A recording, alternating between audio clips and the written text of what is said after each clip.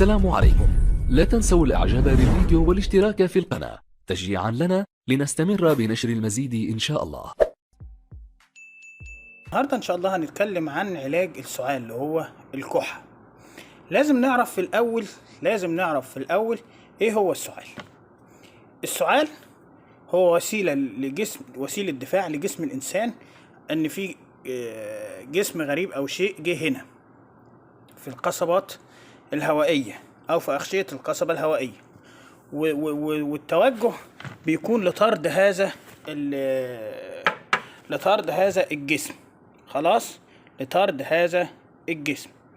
طيب، انواع السعال اسمه السعال التحسسي يعني ايه؟ في حساسية، في مثلا تريجرز زي الغبار اللي حوالينا، التراب، حبوب اللقاح وان كانت كلمة عايمة، الدخان، الدخان السجاير عموما، او دخان اللي هو الباربيكيو والحاجات دي والكلام ده. خلاص كده ماشي. طيب، ده بنعالجه بايه؟ ده بنعالجه بحاجة اسمها مضادات الاحتقان او مضادات الهستامين. مضادات الهستامين طبعا في عندي اللي هو الستريزين والليفوستريزين اللي هو زي الارتز زي كده، ماشي، او بنعالجه بالكلورفينرامين مليات اللي هو الهستوب. خلاص اوكي ماشي. اخر حل لما الدنيا تلعبك شويه ممكن ندي ايه؟ كورتيكوسترويد او كورتيزون. طيب، في سعال عادي. السعال العادي ده بيجي لكل الناس عادي. خلاص، السعال العادي دوت بيجي منين؟ سعال الجاف. اول حاجه السعال الجاف بيجي من حساسيه القصبات الهوائيه، بيكون معاه صفير كده، بيكون معاه صفير. خلاص، او في سعال تحسسي اللي هو جاي من الالتهابات الرئويه، ده بيكون فيه بلغم رطب، والبلغم ده غالبا بيبقى لونه اخضر او اصفر. ممكن احتمال ضعيف شويه لان احنا خلاص يعني تقدمنا في العلم ومبقاش في حاجه اسمها سل، يعني ممكن يبقى في دم، ده يبقى سل. طيب، هل السعال عرض ام مرض؟ لا، السعال عرض، ولذلك احنا بنهتم اكتر بان احنا قولوا معايا ان احنا نعالج هذا العرض. طيب، بنعمل ايه؟ بندي ادوية مهدئ السعال.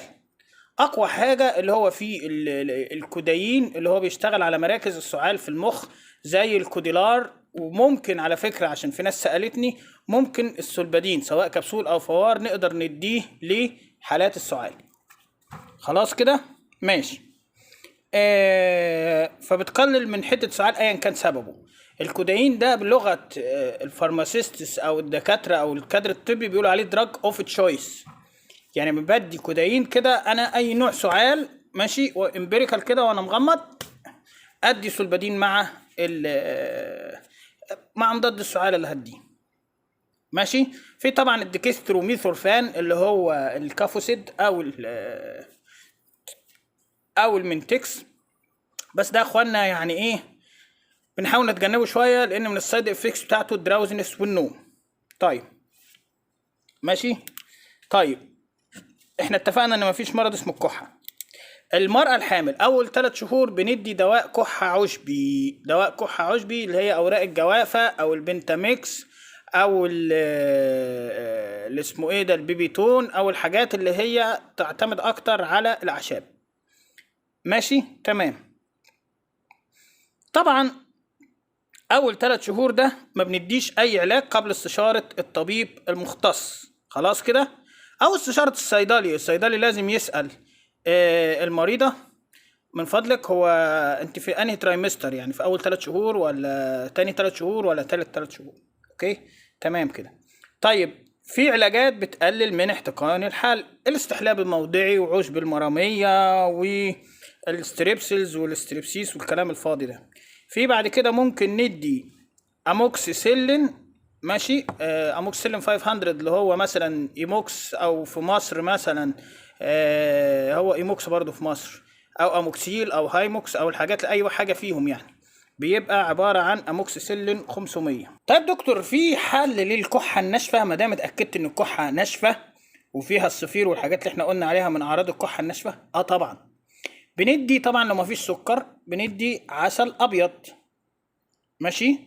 ده مفيد للصحة، بيزود اللعاب، بيقوي المناعة، وبيفيد للتخلص من الكحة الناشفة. ممكن نعمل عسل مع زنجبيل مع رمان. بصوا يا اخوانا، انا ما بحبش الشغل اللي هو حط من الخلاط ده، فهقول لكم على حاجة. احنا هنثبت الوحدة على الكوباية اللي بنشرب منها دي 250 ملي او ربع لتر. خلاص. هنحط 200 ملي مية، هنحط معلقة عسل، طبعا مية دافية او فاترة يعني، بس هي المية الدافية احسن. معلقة عسل ابيض، وبذر او القشر بتاع الرمان اللي بره نعصره كويس وننشفه كويس، ونحطه مع المادة ونبدأ نخلطه في الخلاط او بايدينا لحد ما يطلع معايا خليط لونه وردي. خلي بالكم من وردي دي او احمر يعني، ونشربه. ماشي. طيب ممكن اغرغر بميه وملح كده، انا بطهر الجهاز التنفسي العلوي. احط نص معلقه ملح، نص كوبايه ميه في الغرغره 3 مرات. ماشي. في بس غالي شويه على بعض الناس خل التفاح، ده بيقوي الجهاز المناعي. ممكن اخد نص معلقه خل تفاح، نص معلقه عسل ابيض، ميه دافيه اللي هو 250 مللي اللي احنا اتفقنا عليهم، ونعمل العلاج. العرق سوس في ناس ما بتحبوش، بس لو افترضنا ان في ناس بنحبه فهتدي معلقتين عرق سوس، نص كوبايه ميه طبعا يكون سخن، نغطيه ربع ساعة، بعد كده نكشفه عشان يبقى اتبستر، وناخد منه 3 مرات في اليوم. ممكن نحط عليه العسل الابيض. اخر حاجة الزنجبيل بيقوي المناعة وبيقلل الكحة، وده بيتقطع لان احنا طبعا بنجيبه من بقالات هنا سليم، معرفش في مصر بيعملوا ايه، ونغليه ونصفيه وناخد منه 3 مرات في اليوم. وإن شاء الله بإذن الله ألف سلامة لأي حد بيشعر بالسعال أو الكحة، وبشكركم والسلام عليكم ورحمة الله وبركاته.